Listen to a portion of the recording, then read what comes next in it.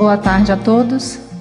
Nós começamos aqui com o Simão, que esteve de manhã nos falando, e a pergunta que veio para nós: Simão, a falta de respeito, de compreensão, de tolerância e o preconceito levam muitos a cometerem equívocos. O que é fundamental para recebermos e percebermos nossas tendências e vivermos melhor em sociedade? Vamos pegar dois extremos. O extremo da religiosidade, que foi o nosso Cristo, e é. Ele justapôs a condição para que nós entendêssemos a outra pessoa e respeitássemos as outras pessoas, que foi justamente quando ele disse: fazei aos outros o que gostaríeis que fizessem esses a vós. O outro extremo é do materialismo, um dos pais do materialismo, Hegel, quando ele disse: seja uma pessoa e trate os outros como pessoa. Vejam, o extremo do materialismo colocou a pessoa como medida. O Cristo havia colocado a pessoa como medida, mostrando-nos que essa é de fato a regra áurea. Por isso ela foi chamada a regra áurea. Ela se aplicou na religiosidade e se aplicou na materialidade. Seja uma pessoa e trate os outros como pessoa. E a regra do Cristo: fazei aos outros o que gostaríeis que fizesse os outros a vós. E que já existia antes da ideia do Cristo, quando no Código de Hammurabi tem-se essa mesma observação, só que na forma negativa: não façais aos outros o que não gostaríeis que fizessem os outros a vós. A forma negativa, ela se contenta em não fazer mal. O que Jesus modifica é colocar a forma assertiva: fazer bem. Então, para que se mantenha o respeito, é enxergar a outra pessoa como nós somos, com erros, com acertos, como nós temos os nossos erros, os nossos acertos. Compreendê-las da forma que queremos ser compreendidos. Tá certo? Que o egoísmo pode trabalhar e dizer: não, eu gostaria de que me obedecessem, eu obedeço o outro. Não. Aí nós já trazemos a figura de Immanuel Kant, em que ele aprofunda um pouco mais. E em vez de trabalhar pessoa para pessoa, ele trabalha a universalidade, dizendo de uma outra maneira: se todos no mundo fizessem assim, ficaria bom? Então ele já passa da dimensão da pessoa e vai para a coletividade. Então, como manter o respeito? Pensar: se todos no mundo agissem assim, o mundo seria melhor? Essa é a ideia kantiana.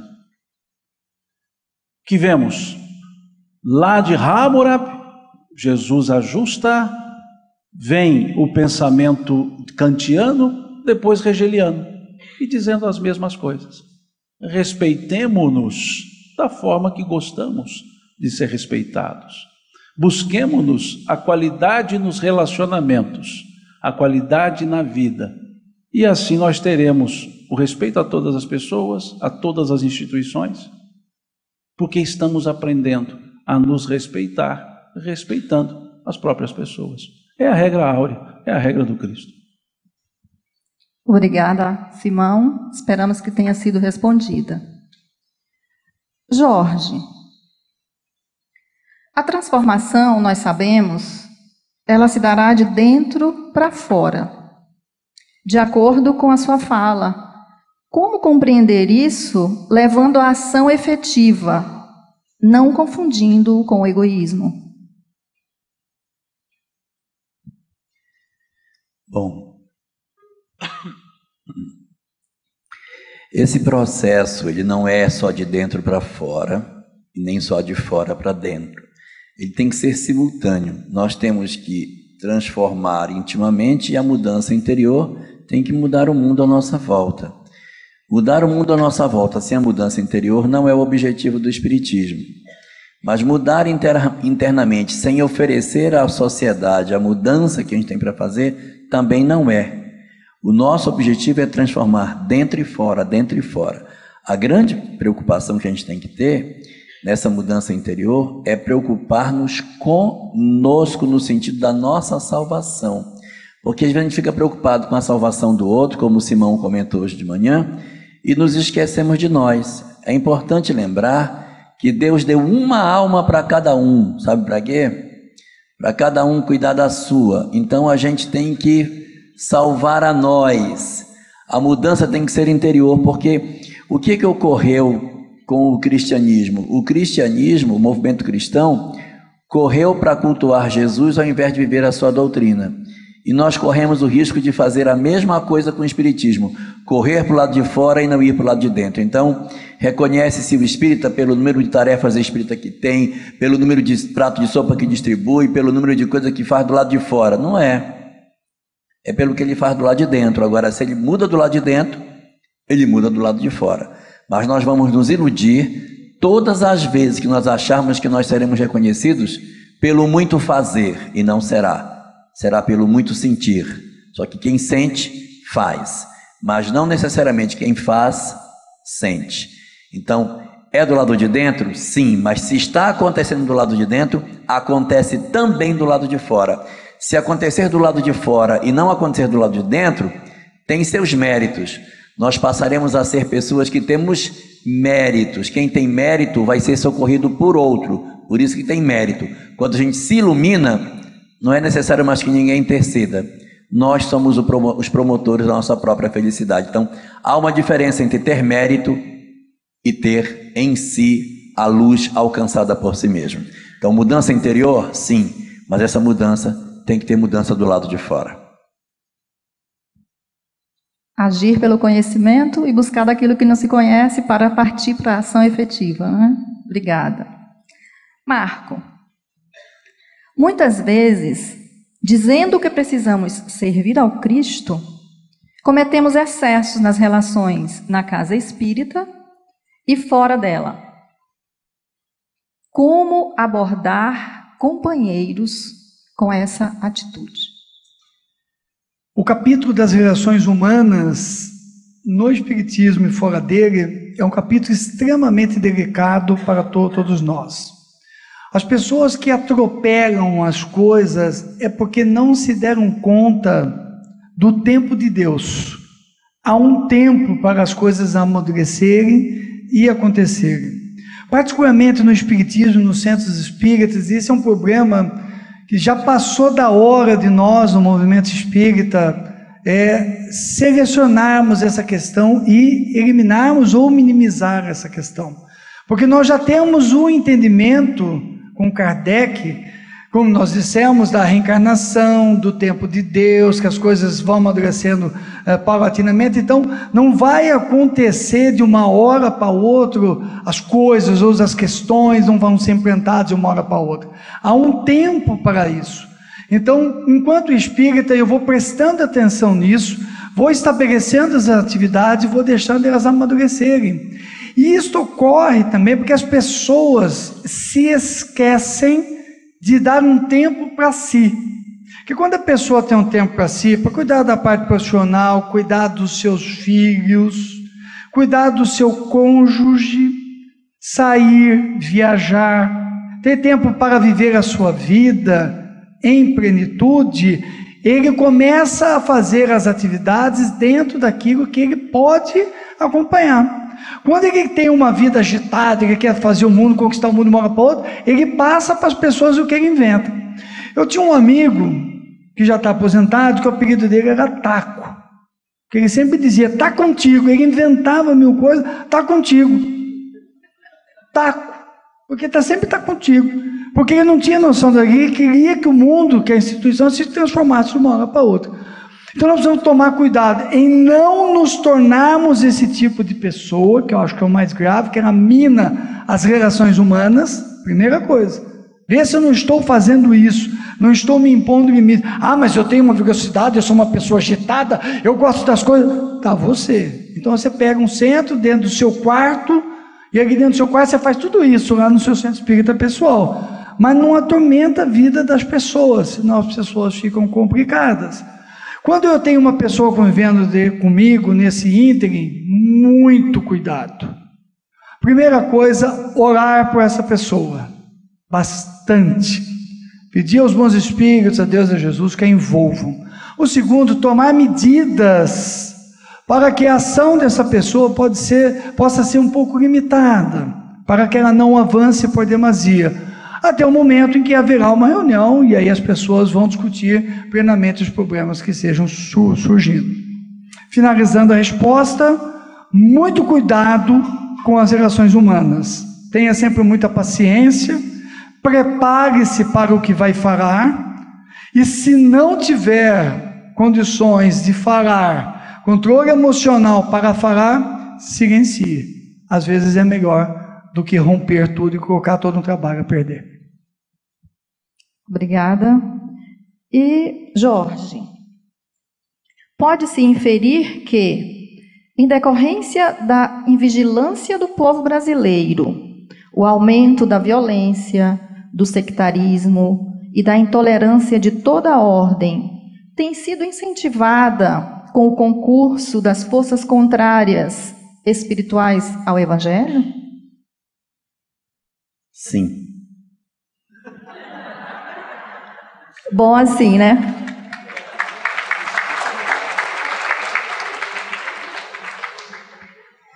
Simão,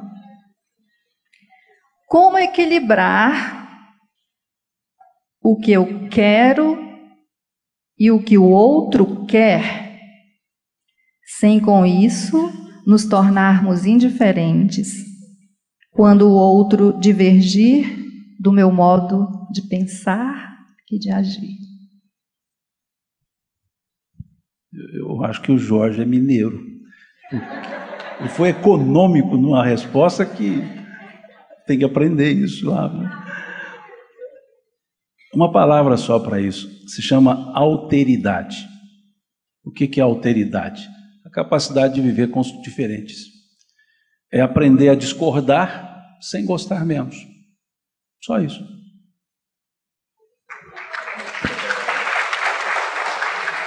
Quase mineiro. Marco vai responder só com o olhar para nós, né? Pelo poder de síntese que eles estão tendo aqui. Então vamos lá, Marco. Vamos tentar. A vida é de desafios e soluções. E o Espírito Joana de Ângeli, no livro de mesmo nome, nos fala do milagre da vida. O que é milagre na visão da doutrina espírita? Não, o milagre é um termo utilizado e que Allan Kardec, em A Gênese, desconstrói da forma como nós conhecemos as outras religiões, como algo sobrenatural que ocorre. Não, existem leis da natureza, leis naturais, explicitadas em O Livro dos Espíritos, e em todo o bojo da obra kardeciana, depois complementado pelas demais obras, que dizem que há um conjunto de leis que regem a relação nossa com o plano espiritual, com o mundo exterior, e que nos dão toda essa estrutura que nós vivemos hoje. Então, não há um milagre, existem leis e fatos. Joana utiliza o termo milagre na vida para dizer o quanto que a vida é rica, o quanto que de uma forma poética a vida é abundante, sem utilizar do termo milagre de uma forma sobrenatural. A vida não é sobrenatural. Ela quis dizer usar o termo que os poetas utilizam: o milagre do amor, o milagre da música, o milagre da afeição, que é uma forma afetuosa de se colocar as coisas. Eu não tenho de cabeça aqui agora, e não vou, e se eu equivocar-me, as pessoas me corrigem depois, mas se eu não me engano, na definição da palavra milagre, está colocado também um sentido de adjetivar as coisas e os fatos, dando um sentido de afeição e de amor a essa coisa. Então, o milagre da vida, é dizer, a grandeza da vida eu posso substituir, a exuberância da vida, o amor do Pai a nos conceder a vida. Nós temos que entender a palavra milagre nesse sentido e tirar daquele sentido que algumas religiões co-irmãs colocam de um fato sobrenatural, o que, como eu disse, a doutrina espírita, pela sua base doutrinária, vem retirar esse sentido da palavra. Muito bem, obrigada. Não consegui olhar. Sérgio Costa, do Japão, agradece a presença dos senhores e o magnífico evento. E Gerson, da Alemanha, manda uma pergunta para Simão.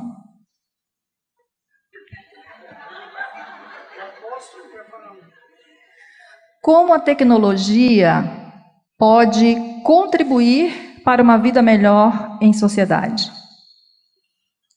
Transformando em algo usual, comum. Como nós transformamos as cartas do passado, as missivas, ou seja, o telefonema, mesmo que antigamente via telefonista, usando como algo natural. A tecnologia, ela não é moral e imoral, ela é tecnologia. O uso que nós dermos é que vai conferir a ela utilidade ou não. Ela vai ser boa ou não. E prova disso, que ela pode ser boa, é o fato de ele estar fazendo essa pergunta, porque está lá no Japão, lá na Alemanha, assistindo algo que está acontecendo aqui em Manaus, em tempo real. Isso é o uso da tecnologia. E nós podemos fazer isso conversando com a nossa pessoa querida, em qualquer lugar que ela estiver, com essas novas tecnologias de comunicação, as redes sociais, o WhatsApp, sempre utilizamos, quantas vezes conversamos, mandamos fotos, o Skype, em que você conversa em tempo real, vendo a pessoa, trocando ideias. Então, veja, isso é importantíssimo. Escravizarmos-nos a isso? Não. Aí é diferente. E aí, como qualquer outra conduta, tudo aquilo ao qual eu me escravizo, ou sobre o que eu estou, acaba sendo um vício. Então, não é a tecnologia que vicia, é a pessoa que se vicia na tecnologia. Então, ela é para ser usada, é para ser trabalhada, entendida. E olha que eu falei só o comum, porque eu não conheço as outras que a minha filha conhece. De vez em quando ela vem com as palavras que eu falo assim, onde é que eu acho isso no dicionário? Né? E aí vai, Snapchat, e aí vai um monte de coisa. E eu vou seguindo, vou aprendendo. Né? Ainda não sou aquele exímio datilógrafo com polegar, como os jovens o são, mas vamos datilografando, vamos digitando, né? Vamos fazendo, e aí vamos aprendendo. Essa é a tecnologia. Né? O que de melhor nós temos, dar o melhor uso. E é assim que a tecnologia nos aproxima. E aprender a nos educar numa geração tecnológica. É muito raso o raciocínio, é muito superficial aquele raciocínio de dizer, olha, a internet afastou as pessoas, o WhatsApp afasta as pessoas. Não, isso é muito raso. O que afasta as pessoas não são as tecnologias, são as próprias pessoas que optam em se manterem afastadas. Por outro lado, há aquelas que se aproximam pela tecnologia porque timidamente não conseguiriam se aproximar pessoalmente. Há quantos amigos que eu tenho, agora eu fui cumprimentado por um, dizendo assim, olha, eu sou seu amigo no Facebook. Eu disse, que bom, agora estou conhecendo o meu amigo que há tempo já estava trocando ideias com ele. Então veja o quanto que aproxima pessoas. Né? Mais do que distancia. Então nós precisamos aprender a observar isso e não transferir para a tecnologia as atitudes nossas, as vontades nossas, os desvios nossos. Ela está lá, tão boa quanto quaisquer outras funções da natureza que nós temos, bastando que saibamos dar bom uso a isso. Muito bem. Acabou. Obrigada, Simão. Obrigada, Marco. Obrigada, Jorge. E uma boa tarde.